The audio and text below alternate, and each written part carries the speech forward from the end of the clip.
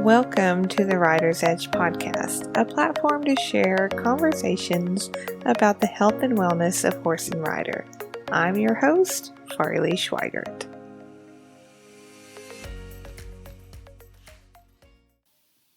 Hey y'all, it's Farley with Rider's Edge. And it's been a while since we've had a conversation, just the two of us. So let's talk about seeing the field. This term, seeing the field, has been heavy on my heart lately. And anytime a quote keeps coming back to me over and over and over again, I feel the obligation to do something with it. So today we're going to have a conversation about it. Seeing the field is a quote that comes from the movie The Legend of Bagger Vance. Now I'm going to give you a little bit of a rundown of this movie. It's in my top 5. And it happens to be the movie that continually sits in my DVD player that I come back to when I'm trying to get something figured out or I'm thinking about a lot of different things. It continues to come back. The neat thing about this movie is that I've watched it almost as many times as I've seen Tombstone. Almost. But the neat thing about Bagger Vance is it is so well written that I get something out of it every single time I watch it. Now I have only 2 golf movies in kind of my top 10. Bagger Vance and of course the ever clever Tin Cup. And I am by no means a golfer. I have enough expensive habits with horses. I would totally be Tin Cup and break all my golf clubs if I took up golfing. But I find a lot of parallels from this movie in dealing with horses and what we try to do with our goals, with competition with our own horses. Seeing the field comes at a time in the movie where it's a turning point for the main character. And there's been a lot of prep work in trying to find his swing. He's lost it, and it gets very much deeper metaphor if you want it to, or it can stay very surface. But anyway, there's a lot of prep work in getting back to himself and to his authentic game. And it's interesting to see those parallels of Bagger Vance helping Captain Juna get there, because it happens a lot with mentors. It happens a lot with trainers and teachers. As I look back on how some of my mentors have helped me, I can see some of the prep work that happened to having these aha moments. And there's a lot of other scenes in the movie that I probably quote in my head even more, but this one in particular has been just very, very strong for me lately. So it's at a turning point in his golf game where Bagger Vance tells him he's got to see the field. And Bagger Vance is talking to him and he says, there is only one shot that is in perfect harmony with the field. One shot that is his authentic shot, and that shot is going to choose him. There is a perfect shot out there trying to find each and every one of us. All we've got to do is get ourselves out of its way and let it choose us. In the prep work to that quote, Bagger tells Juna to fix his eyes on one of the other golfers as an example. Because of all the good qualities that golfer has, but to emulate some of the things that he needed to pick up from his game, but that he needed to grit up and find his own authentic swing. Now, they had had a lot of prep work about finding his authentic swing up until that. And the cool thing about this movie is that there are still ups and downs all the way to the end, which is just like our horses. If we could have a linear approach to our goals, um, some days, you all will agree with me, that would be really nice. But in the end, it wouldn't make it nearly as fulfilling as we tend to find it. And what Bagger is saying in Seeing the Field as well, you can relate a lot of this to feel.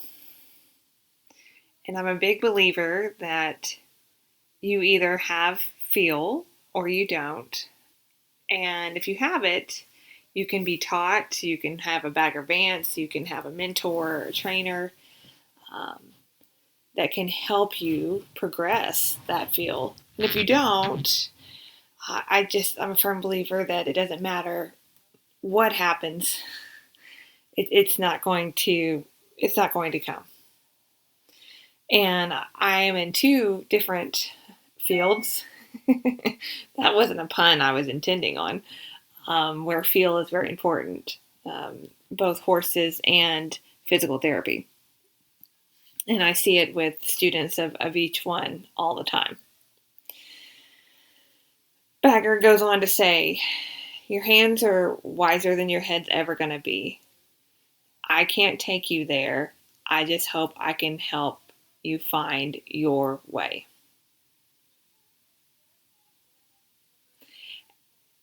And just the whole part of the scene and that end quote just has so resonated with me. I got the privilege of attending Ashley Schaefer and Phil Haugen's Barrel Clinic a few weeks ago.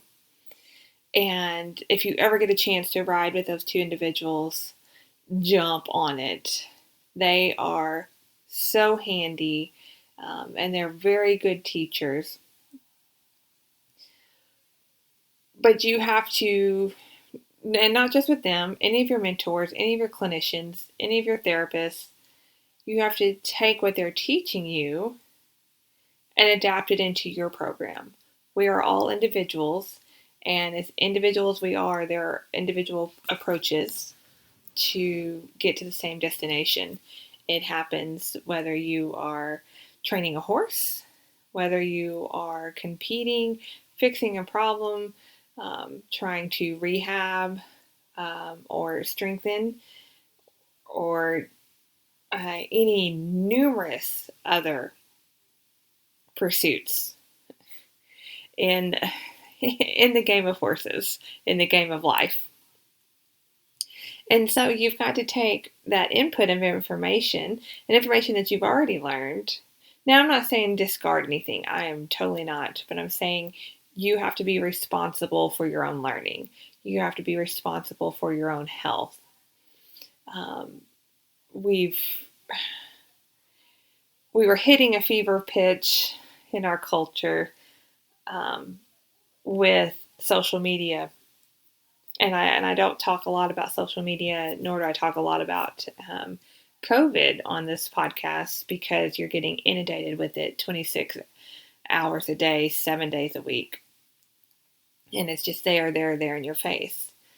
But we've been inundated with information and misinformation and twisted information and true information that you have to start becoming responsible for researching yourself, going through it and assimilating that information yourself, and then making the best choices that you can for your situation, your health, and all the other factors around you and your particular situation. It's the same thing with horses. It's the same thing with coming back from an injury or trying to improve performance.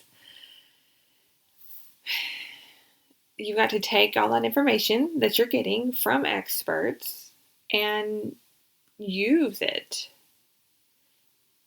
And then integrate it into what's already working in your program to make you level up, step up. I don't know what the percentage would be on that, but very kind of, particularly if you're having issue with something and you seek out help, I would say you need to take in, if you need a numbers game, 80 to 90% of their information tried and true, exactly how they wanted you to do it. And then, the assimilation into your program is the 10 to 20% to make it your own. For example, we were doing a drill, and it's a great drill. It's 3 barrels in a straight line, and you turn each end barrel the same direction, and then you weave around the middle barrel to go to the far one. But the goal in this particular situation was to stay in the same lead that you were going to turn with. Okay. Now, that has a specific goal and is a very good drill. However, in my situation, as I got there, all the week before, I had been working on my horse switching leads. We've been having difficulty with him switching leads after the first barrel. And the first time in that drill, he switched leads as he was going around there. And I was like, great, fantastic. We switched back and completed the drill, but he switched there in the middle. And Phil came up to me and I was like, that's great. I know that's not what your particular goal of this drill is right now, but my history of what I was doing with my horse, that was the exact response I needed to that. And so I didn't hammer him on not switching leads when all that would have done was confuse him. I praised him for doing that because it solidified for me that what we had worked on the week prior to the clinic was setting up well for Chuck. So it's being able to take what they were giving you and assimilate it to your situation. And when Phil and I talked about it, he's like, great, that's a great outcome. So, using, there's a multiple cliches about this. The one that happens in PT school, med schools, there's multiple ways to skin a cat. I still don't know where the history of that cliche came from. But since I have skinned a cat in anatomy before, I guess that's very true. But it's taking your situation and taking all the new information and putting the two together. And then keeping some of that expert knowledge. You may not need it right now, but keeping it tucked away for that situation when it comes up down the road. I think it takes a big level of maturity to be able to do that. Because oftentimes, and it's a lot of work, right? It's a lot of work. It's a lot of time. It's a lot of mental power. Because sometimes we just want to be given the answer. Monkey see, monkey do. But if you've been hanging out with Rider's Edge for any length of time, that doesn't work here. We need all the information. And I say we, because I'm going to include you if you're listening to all the information that's being gathered here. And using it to the best of our ability and reacting right then. It's something that I still work on all the time. I still talk with a lot of my mentors often about these kind of different thought patterns. But just as in last December, the phrase champions are masters of the basics it was very heavy. It was in my thought process constantly and just very very much at the forefront of everything that was happening that month. It's the same, that applies to everything as well. Champions are masters of the basics. Continuing to get good at the basics and not overlook things. And taking in your whole situation with where your horse is at, things that you've been working on.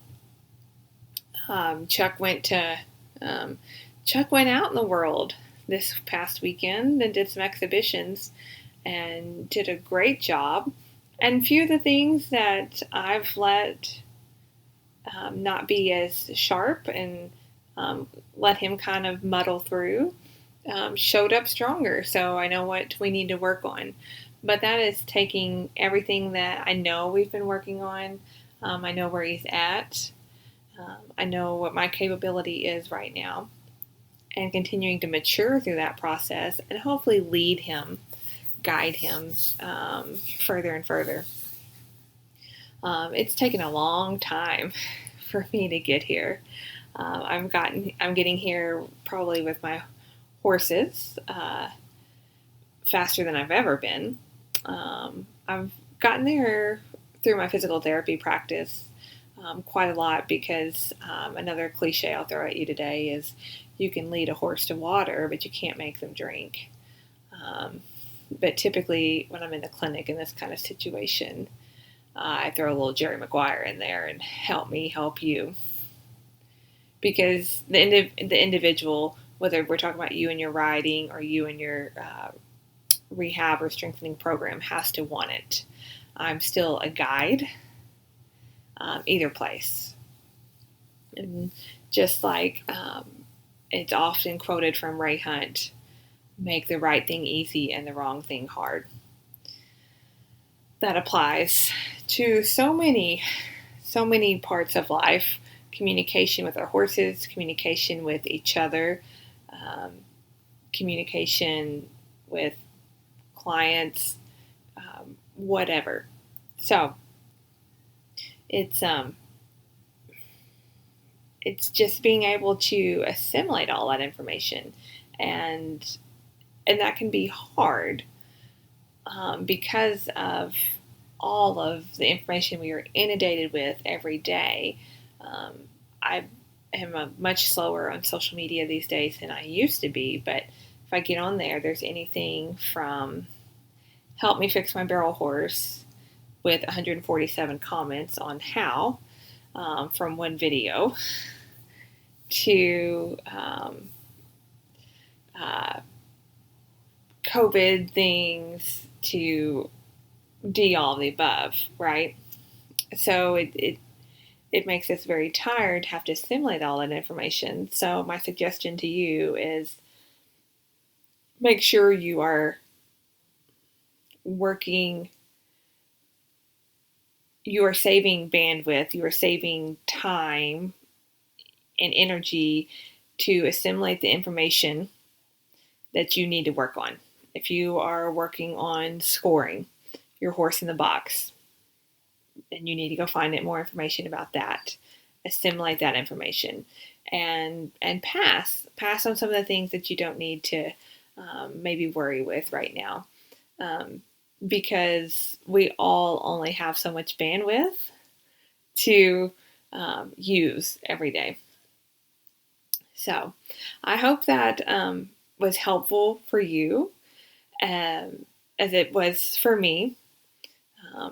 Bagger Vance, The Legend of Bagger Vance, if you haven't seen it, it's an older movie with Will Smith and Matt Damon, and it's directed by Robert Redford. The screenplay is written and based on the author Stephen Pressfield, who has written a number of books, two of them, one called The War of Art and the other one called Turning Pro.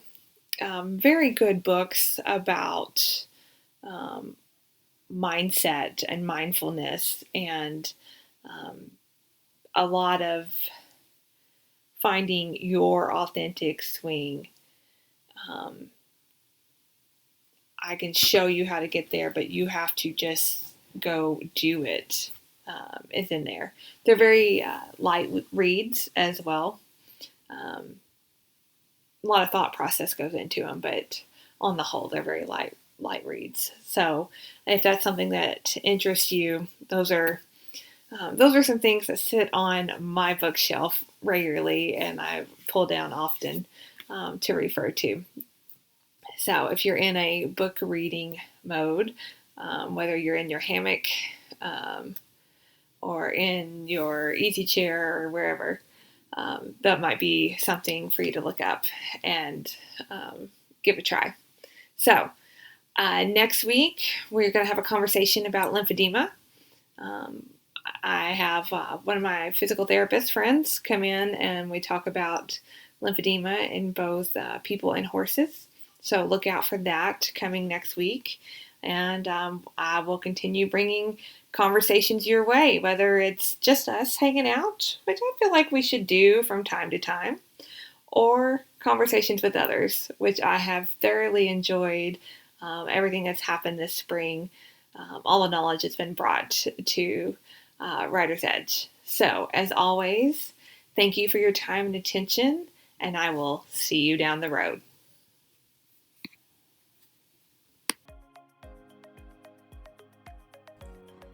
Thank you for listening to Writer's Edge Podcast.